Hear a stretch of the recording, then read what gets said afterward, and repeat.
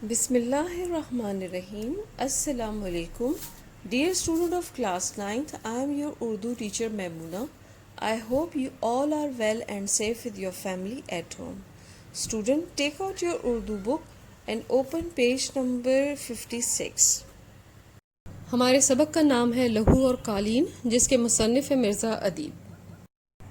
مرزا ادیب کا اصل نام دلاور علی اور قلمی نام مرزا ادیب ہے. 1931 میں اسلامیہ ہائی اسکول بھاٹی گیٹ سے میٹرک کرنے کے بعد انہوں نے 1935 میں اسلامیہ کالج لاہور سے BA آنرز کیا. مرزا ادیب یک بابی اور ریڈیائی ڈرامہ نگاری میں اہم مقام رکھتے ہیں. اردو ادب میں یک بابی ڈرامے کو جو فروغ ملا اس میں مرزا ادیب نے اہم کردار ادا کیا. ان کے ڈراموں کے اہم مجموعوں کے نام یہ ہیں: آنسو اور ستارے، لہو اور قالین، ستون، فصیل شب، خاک نشین، پس پردہ اور شیشے کی دیوار. ان کے علاوہ صحرا نورد کے خطوط، صحرا نورد کے رومان اور مٹی کا دیا ان کا زندہ رہنے والی کتابیں ہیں. سبق لہو اور قالین ڈرامہ ہے اور اسے مکالمے کے انداز میں لکھا گیا ہے.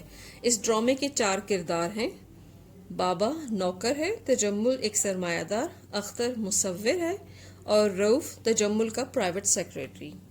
سردار تجمل حسین کی کوٹھی النشاط کا ایک وسیع کمرہ ہے جس کی منظر کشی کی گئی ہے اور یہ بتایا گیا ہے کہ یہ ایک مصور اختر ہے، اس کا اسٹوڈیو ہے جہاں وہ اپنی تصویریں بناتا ہے، اپنے فن پارے جو ہیں ان کو تخلیق کرتا ہے.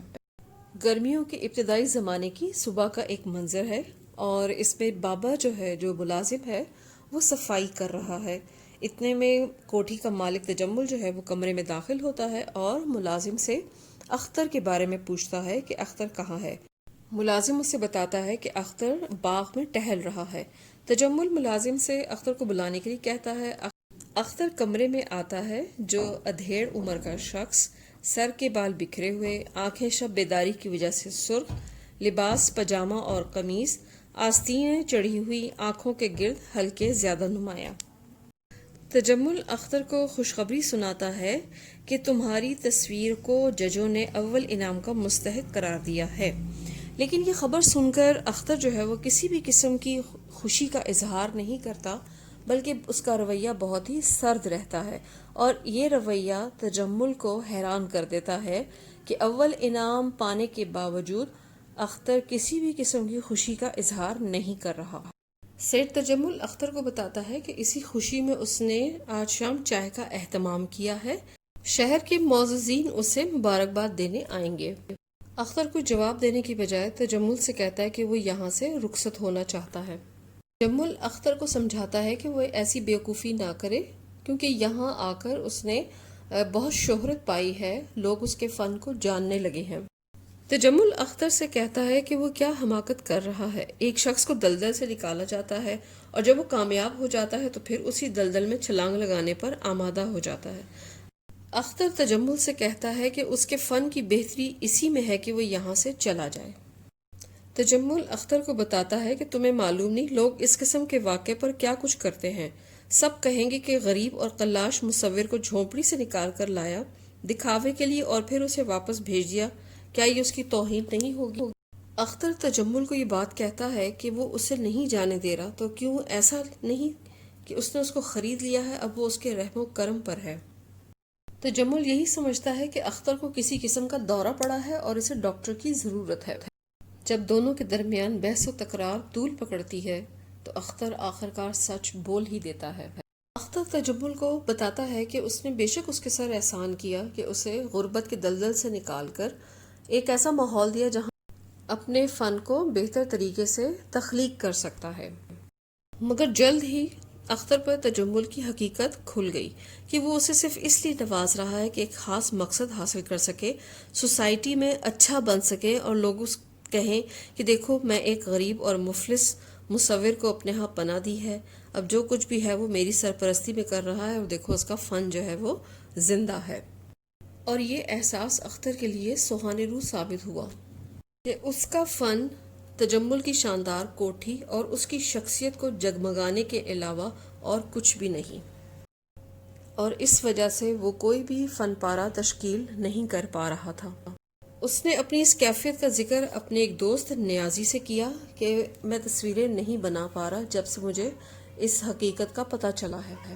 اختر کے دوست نیازی نے اس سے ایک بات کہی کہ اگر وہ تصویریں نہیں بنا سکتا تو کوئی حرج نہیں، اس کے لیے تصویریں وہ بنا دیا کرے گا اور اس کے عوض وہ صرف اسے اتنے پیسے دے دے کہ وہ اور اس کا خاندان عزت و آبرو کے ساتھ زندہ رہ سکیں۔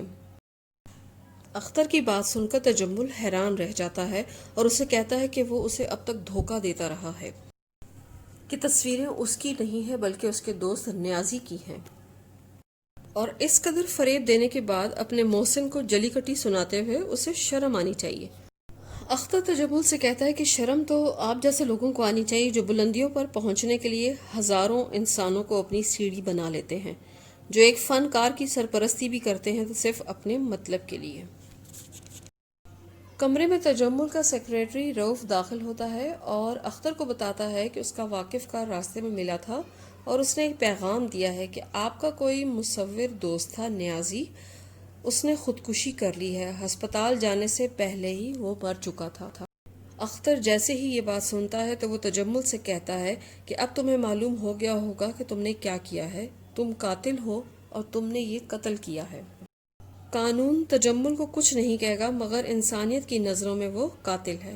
تم نے 2 قتل کیے ہیں، ایک مصور کے فن کو موت کے گھاٹ اتارا ہے اور دوسرے مصور کی جان لے لی ہے۔ یہ قتل نہیں تو اور کیا ہے، اور قتل کیا ہوتا ہے؟ تجمل اختر کی یہ بات سن کر اسے دھکے دے کر اپنے گھر سے نکال دیتا ہے اور یوں ڈرامہ ختم ہو جاتا ہے۔ اس ڈرامے کے ذریعے مصنف نے معاشرے کا ایک بھیانک رخ دکھایا ہے کہ کس طرح سرمایہ دار طبقہ غریبوں کی مجبوریوں سے فائدہ اٹھاتا ہے اور نہ چاہتے ہوئے بھی غریب چاہے وہ فنکار ہی کیوں نہ ہو ان کے اس گھناؤنے کھیل کا حصہ بن جاتے ہیں۔ امید ہے کہ یہ سبق آپ کو سمجھ آ گیا ہے۔ Thank you students. You should pray from Allah to keep us all safe from COVID-19. Stay home, stay safe. Allah Hafiz.